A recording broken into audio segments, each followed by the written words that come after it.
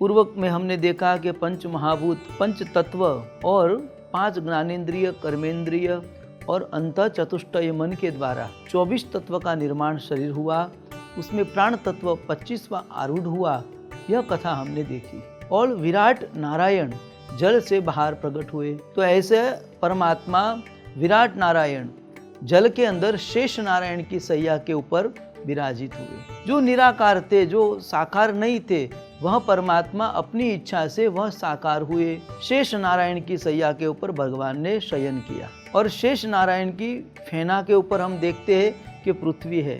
तो यहाँ बहुत से विद्वान और बहुत तर्कनानी कुतर्क करते हैं। जो भागवत को पूर्ण रूप से जानते नहीं है, वह व्यक्ति कुतर्क करता है कि यहाँ पे जब कुछ था ही नहीं तो शेष कहाँ से आया, नाग कहाँ से आया। और हमने तो बड़े बड़े रॉकेट छोड़े, बड़े बड़े सैटेलाइट छोड़े, वहाँ से हमने तस्वीर भी निकाल के देखी, परंतु यहाँ पे कोई ऐसा सर्प नहीं बैठा जिसकी फैन के ऊपर पृथ्वी घूमती है या फरती है। पृथ्वी तो हवा में लटकती है, ऐसा हमने देखा है। और ये शास्त्र में आप कहते हो कि शेष नारायण की फेना के ऊपर पृथ्वी निर्माण हुई, तो ये कैसे संभव हुआ?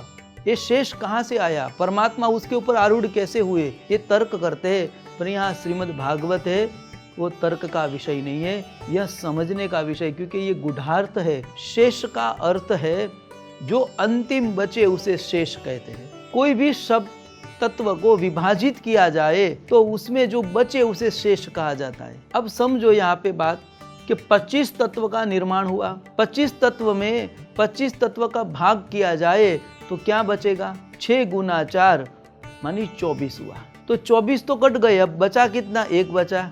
तो 1 वो शेष है।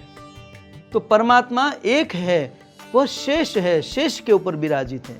क्योंकि यहाँ पे 25वां तत्व प्राण आया, पर वो निकल गया है, वो गया नहीं है, उसका नाश नहीं हुआ है, इसलिए 25वां तत्व शेष बचेगा।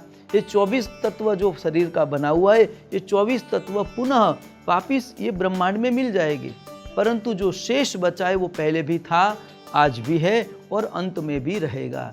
इसलिए परमात्मा शेष के ऊपर आरूढ़ हुए, ऐसा शास्त्र में बताया गया है। मानी जो शेष है वह स्वयं परमात्मा है।